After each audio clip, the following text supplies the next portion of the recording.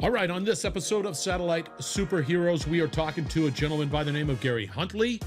He is a former utility executive, and we are talking about technology, innovation that is positively impacting utilities, that's including satellites, on this particular episode. Enjoy the conversation. Gary, welcome to Satellite Superheroes. Thank you very much for finding time in your busy schedule. However, you are retired, so it's sort of qualified right there. How you doing today? I'm doing great. Thank you, Scott. How are you? Well, see, I'm wearing my LSU shirt because you are an LSU Tiger alum as well as a Greenway, but we're not going to talk about the Greenway side. It looks good on you. It does. It does. I sport it well, definitely. All right. Now, listeners, we're going to talk, once again, we're going to take a macro approach at what's taking place within the utility space, the market, what that looks like. We're going to start, and Gary's going to help us with that navigation, that journey. But before we get into that topic, listeners, Gary, give us a little background, a little 411 on who you are and why you're such an incredible utility professional. Thank you, Scott. Yep, my name is Gary Huntley. I have 32 years in the energy business. I started my career in oil and gas. I had 11 years, just a little over 11 years in oil and gas, worked in a refinery and pipeline company, and did some oil and gas trading actually for Chevron. And then from there, I've got 21 years in the electric and gas distribution portion, and that's with Entergy Corporation. I retired from Entergy in October of last year as Vice President of Distribution Services. There you go, man. I mean, it's a hell of a resume, my friend. Hell of a resume. And by the way, energy trading, that's tough. That's tough detail. Yeah, there's a lot of numbers with that, right? There are, and luckily for me, and actually I was on the more of the on the contract side of it, so not necessarily the minute to minute, but as you can imagine, it was still pretty intense and just a lot of quantitative analysis. But it was actually pretty fun. Yeah, it is. If you like that roller coaster, heck yeah, man, it's the way to go. All right, we're going to talk a little bit about just the energy utility market and some of the changes that are taking place. There's a lot of pressure being applied with technology and innovation, all important. But I want to understand, just from your perspective, let's start at the top. What are the challenges? What are the challenges that are facing, let's say, utilities in general right now? So yeah, that's a really good question. You know, when you think about utilities, is almost a dinosaur of industries, right? So a lot of the technology for many years remained the same. We used the same type of equipment. The designs on those equipment really didn't change a whole lot. And then, and so a lot of it was very manual, right? So a lot of the inspection is actually having people putting eyes on the assets and doing a lot of analysis there. So as you can imagine, you introduce human error, or you don't have the opportunity to see every single inch of the asset, meaning, if you have 100,000 line miles of wires strewn out across the country, it's really hard for you to put your eyes on, every single part of that system. So what ends up happening is you use averages, you use your best estimates, and the whole goal for utility is to provide reliability, and you do it at a reasonable cost. So that's been the real challenge. It's been a very human interaction process to gather information and to process it. Yeah, and what's interesting, and you bring up a good point, unlike maybe manufacturing where you have sort of, brick and mortar, this is your world and it's inside that building. A utility can be sprawling. It expands with communities. And to manage that expansion, because utility company, are to deliver power to people, right? And companies, right? And that's right. I think it's an interesting time. And the other challenge is, you brought it up, which was pretty cool, is that the utility model hasn't really changed. From the beginning of time, here's pole, we're going to drain the wires, going to put on insulators, don't do that, do this, and that type of stuff. And you're absolutely correct. It hasn't, it's changing, but I think that there's, there's innovation that's going to be applied because of other challenges that happen within the utility space. Can you sort of explain some of the cost pressures that are being taken or are being impacting in the utility sort of world? Absolutely. So, if you think about it, there's been some technology advancements so far, right? We've seen some of the equipment. We have some smart equipment that we now have. But I think what you find is that if you look at other industries, as they adopt technology, several things happen. One, they either lower their cost structure, they improve, the quality of the product or services that they provide, right? And so they've seen the investments in technology help them to drive efficiencies because of that. You look at the way they can deliver products and services. They can get it to you faster, right? They can get the quality up. And so they can interact with customers in a much faster and more efficient way. And so the utilities have lagged some of the other industries when it comes to that. But I'll tell you, some of the things that we see now are pretty exciting, right? So you have you see smart meters going up. So there's a lot of discussions around that. But now we have the opportunity to use other technology so that, some of these pressure points around reliability, around the quickness in which we can provide, services to our customers. I mean, that's really where we see the opportunities to use the new technology. And some of this technology that we're going to talk about, it's things that are still in development, but as they continue to get better, we have more and more opportunities for the use, or for the technology to be utilized to drive business decisions. Are there challenges that with that? Many companies say, hey, I need to leverage technology because I'm having a hard time finding people, or I have to create a business that is, resilient. I don't know what the future looks like. Are those things happening within the utility, market? Absolutely. And I think as we all have smartphones, and I actually heard this on a commercial today. When you think about, 10 years ago, a lot of people had a phone and they use that phone almost exclusively to make phone calls, right? And now you fast forward, you've got, you have people who are using those phones for a myriad of things, but and almost to the point that it drives your efficiency in your own life, right? It helps you be better and more mobile to do all the things that you need to do for yourself personally. Well, utilities are not different than that, right? And those same customers who have enjoyed the technological advances for cell phones, they can benefit from some of the new technology for utilities. So imagine, the end game for the utilities would be, imagine that you have your smartphone, you can have your services turn on and off, but from the utility side, it's really about how do we provide safe, reliable, services for our customers. So, we will get into reliability, but I mean, it's, you've got to keep the electrons flowing. That is a key component for the new desire for customers to have, almost no outages, right? And so, how do we get there? And they want to be able to turn on and off services from their phones and all those other things. But we've got to provide, safe, reliable electricity to the customers. That is the end game. See, it's funny. You brought up a good point. I think we, the community, the public, our DNA is slowly getting altered. And I mean, well, slowly, it's fast, it's rapidly getting altered, where my expectations are not here, it's here, right? And I want instantaneous insights into whatever I'm looking for. And if I don't get it, it's like, I call it the Amazon problem, because if I don't get it, it better be outside my door, right? And I just think that's where the technology, and it's good, don't get me wrong, I like it.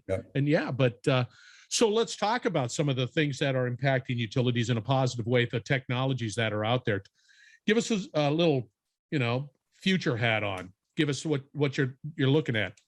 Sure. So, I mentioned a little bit about smart meters, right? So you're talking about, customers, and this is all about, again, delivering the customers what they want in a very timely, cost-effective manner, and keep the reliability to meet their needs. So, customers, these smart meters allow you to, see your usages every month and that sort of thing.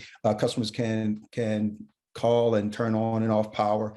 On the utility side, there's smart devices where they can look at the line and tell if there's a fault and actually do automated switching so that you don't have to, send somebody out, And if you think about what does that mean, that really means, so the things that take human interaction, this technology allows you to see and do and analyze and make those decisions and implement them far faster than it does, to send someone out. And think about this. So from a utility perspective, from a cost, it's really about scale. So you'll see utility lines run, many, many miles to get from the power generation all the way down to the end user, the customer, right?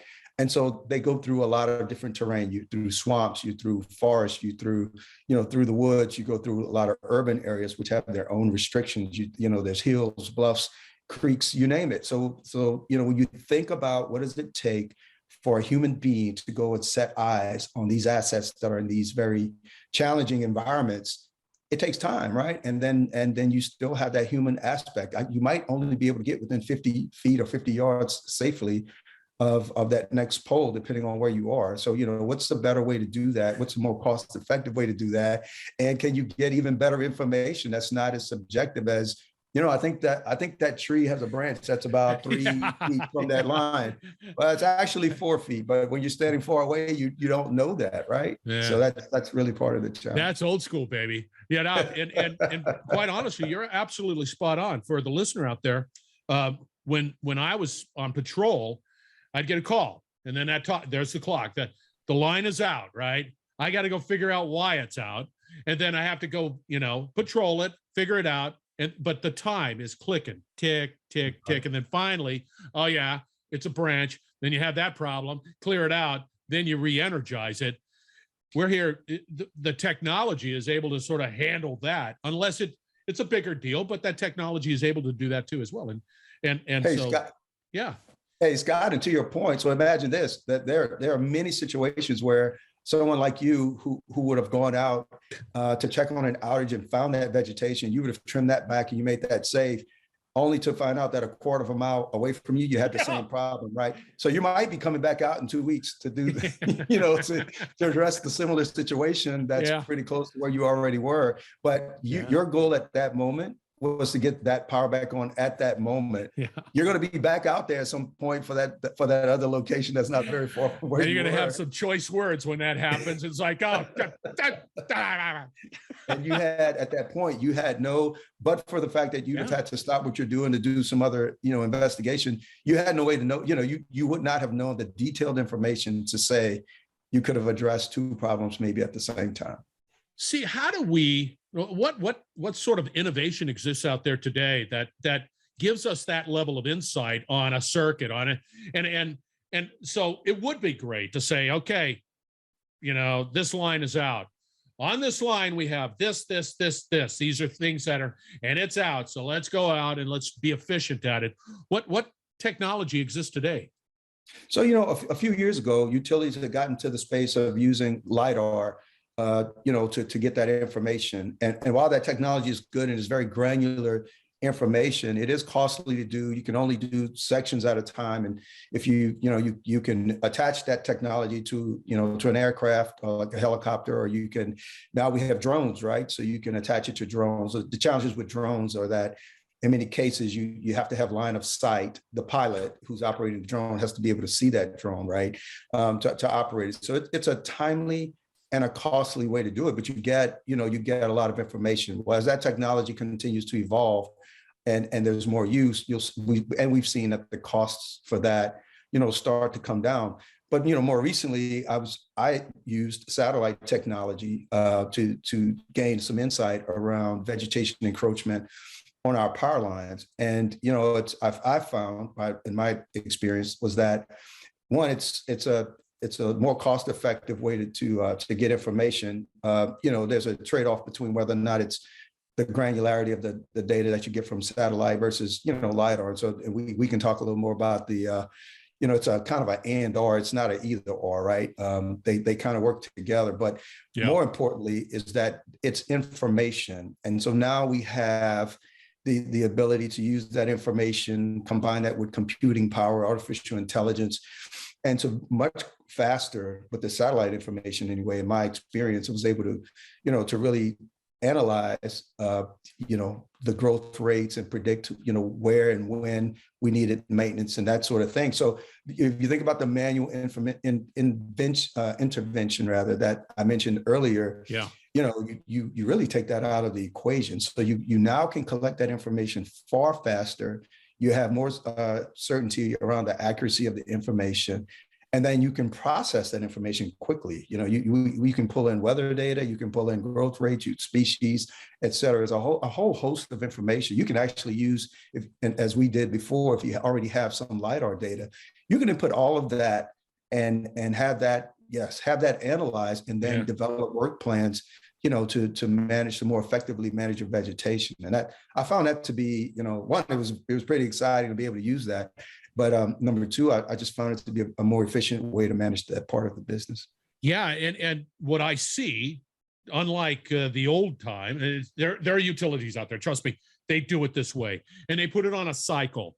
And then there's always that one crotchety individual in house that says, "Hey, it rained." So there's that tree. So there's always that embedded knowledge that exists, but it would seem to me greater benefit from a cost saving perspective if I can take my little maintenance dollars and apply it to the right maintenance job and get the best value out of it, versus the way we do it is like, okay, we're out here, cut.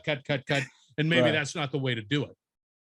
Yeah, you bring up a great point. So, part of the way that utilities have historically managed the vegetation, and I mentioned around the how the assets are spread, across different terrain, and part of the way they've done that is that they put them on these average cycles. So let's just take, for example, you have 10 miles of a circuit. That circuit can cross through an urban area, cut through woods, et cetera, right?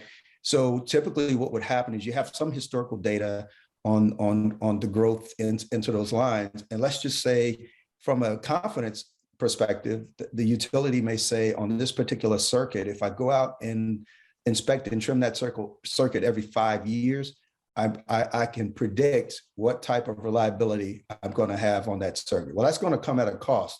So what that means is part of that circuit you're going to trim or address that you really didn't have to, right? Because whatever, it could be because of the type of vegetation, the weather patterns, whatever, that you just didn't have, or you didn't expect to have the encroachment within the 5-year period.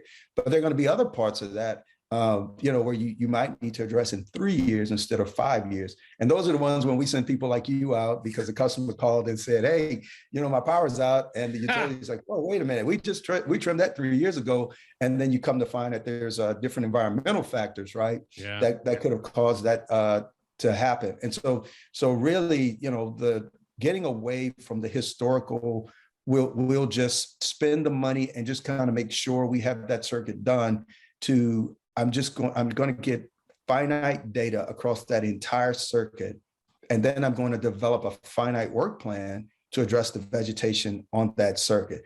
So UB already knows it, but for anyone else who's listening, I mean, you will have different types of maintenance programs, right? So, if you catch it early enough, you might only spray herbicide to keep the floor coverage. You might get in some areas where, you've got the guys in the bucket trucks trimming. You might have these giraffe equipment that comes up there automated. You can use them. And there's some areas where you're just really confined, where you literally have to have tree climbers that climb the tree and get in there and trim. So and all of those come with a different cost, right? And they take time. And so imagine if you had the information all across this example of a 10-mile circuit, and you were able to predict, so where the encroachments are, when, and you can predict when those branches are going to grow closer. Yeah. You can actually develop a work plan over the 5 years where you don't just forget about it for 5 years and come back, but you only address a portion of that, within a time frame. So then it gives you options. So what do I do if I had a budget, a budget amount for that circuit? I may only have to spend a certain portion of it there. I could either save those dollars, or I could redeploy those dollars and actually address other vegetation issues, which would improve reliability across the entire system. And that's really what the game plan is. See, what I hear you saying, and which is really interesting, if we start to bring in all of these great technologies, satellite, Lidar, all of the technologies to ensure reliability of the network, that's one. Two, over a period of time through AI, you learn more. You get a better vision of what's taking place, and as time goes on, your dollars are spent more effectively, and it just makes sense. I see it better as opposed to my single line maps where I would draw a little tree on it. And it was That's right. red, and that's bad. Yeah, so imagine, we now have, and there's some other cool things you can do, with that, right? You can develop, mobile apps. You can use software that you can put on these notebooks that we bring out into the field these days. But you can literally pull those up, and if you've got, the cellular service, what have you, you can actually pull in data and see it right then. So you won't take 20 minutes in your truck trying to pull out those maps to find that pole. You don't have to look for the pole number. The satellite imagery will bring you there. In fact, it'll guide, if you use that with the GPS tools, it can actually guide you to it. So there's just so much more that you really can do with this, right? And so you can imagine when it's 3 o'clock in the morning and it's raining, and you're trying to find. We have specific data that you could use that could probably help you with that too. But just imagine the time that it takes. If you have to go out in the field, you have to take measurements, you do your calculations. Most people are taking handwritten notes, right? They're bringing it back, either inputting themselves or giving it to someone else to input into a system. And imagine you can actually go out in the field, capture that data, link it up. You have the satellite data, in hand. It is just a much more powerful tool. The satellites can, the eyes in the sky can really see a lot better than your eyes on the ground. And I think that's one of the things we learned very quickly when we started looking into that technology. Is it? I mean, we're still at the beginning of this to a certain extent. From a commercial application, satellite's been around, got it, know that. But from a real business impact, positive way, we're still at the beginning. These use cases they never stop, really. Yeah, You're absolutely correct. And so the way I always think about these things is, you really want to start with identification of the problem and then try to figure out what the solution is. And then the technology will drive you there, right? That's how that's how you will get there. And so to your point, if the end game is what is the best way to improve reliability? Well, you start with, where are my challenges? It doesn't take you long to figure out trees. Management of vegetation is going to be a key part of that, right? And then when you dig into that even further, if you got satellite imagery and you can see, if you can figure out what type of vegetation you have, how fast it's growing. I mean, and then the computing power to take all this information, the weather data, the geographic data, you take all of this in, and really in a very short period of time, be able to crank out, and you put in other inputs about what it costs you to do different maintenance programs. You put that in, and the artificial intelligence will map out a prioritization for you. It will do that. You can take that work plan and just you can input a budget. You can tell it how much money you want to spend on this program, and it will literally. It can literally give you, this is the priority of where you should start. This is the type of work you need. This is how long we think it'll take. The other thing it'll do, if you can set it up where it'll predict for you, okay, so if I don't trim this tree right, if I don't trim these sections now, when do I need to address it? So not only it'll give you the priority for, let's just say if you told it, I need a priority for 2023, let's say, it'll tell you that, but it'll tell you what 2024 looks like, 2025 looks like. And it's going to be based upon just weather and, just all the other data. And you just run that every year. It's a self-learning. So, it's artificial intelligence, it's self-learning. You update the inputs and it'll update the calculation. It's amazing. So to your point, it's how do you, we know now what we know, but the more you get to use it, the better you get. Amazon, when they started out, didn't have all the answers, right? They just knew they wanted a better way to deliver to you what you wanted and faster. And now we have, not only do we have the apps and other things to interact with the customers, but on their side, they have a much more efficient distribution system. Their supplier interaction is better. And it all evolved, because of the basic need, the problem solving of getting me what I want, when I want it. I'm impatient. They just recognize that people are impatient. So to that point, utility customers are the same people, you can't, we used to joke about this, but it's true. If you can order and track the order and delivery of your pizza, that they want that in every aspect of life, right? And so I think on the utility side, that's where we're moving towards. And we saw that, like I mentioned to you, some of the other things that utilities are doing a good job of. You've got smart meters, some of the software and the interaction for online, turn on, turn offs, et cetera. They're doing a much better job with that. So the utilities are, in fact, bringing technology to bear to help solve, these customer issues. And most of what you and I are talking about today is on the utility side as far as reliability. But, on the customer interaction side, I think we also see, a lot of improvements there. Yeah. And really you couldn't ignore veg management, that's causing interruptions, right? And in Louisiana and areas that have a lot of vegetation, that's a conversation utilities have all the time. That's right. You're absolutely right. We have to wrap this up. How does somebody get a hold of you, my friend, if they say, hey, I want to talk to our friend Gary a little bit more about just solutions within the utility area? Yeah, so what I'll do, Scott, I'll send you that information, and I guess you can post it whenever you post the podcast. I think that's probably the most efficient way to do it. I'm happy to, I love talking about this. I really enjoyed that aspect of my career. You like that geekiness, man. I own it. Yeah, I'm telling you, man, it's great. Very good. Well, Gary, thank you very much for being on Satellite Superheroes. It was a great conversation. Scott, you froze up on me there. Oh, I think we are frozen. But anyway, thank you very much. And we'll do not go away. We will be right back. You're listening to the Industrial Talk Podcast Network.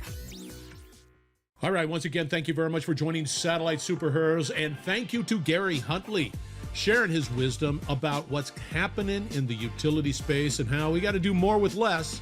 That's just the realities that exist out there. And that is an innovation. That is a technology conversation. And if there's somebody that knows that, Gary.